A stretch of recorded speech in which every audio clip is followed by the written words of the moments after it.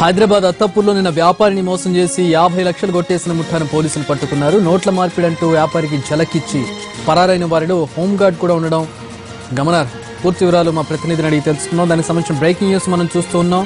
నిన్న అత్తపూర్లో 50 లక్షలు జరిగినటువంటి దోపిడీకి సంబంధించిన బ్రేకింగ్ న్యూస్. నిందితుల్లో ఇద్దరిని పోలీసులు పట్టుకున్నారు. ఆ ఇద్దరిలో ఒకరు హోంగార్డ్ గా తెలుస్తూ ఉంది.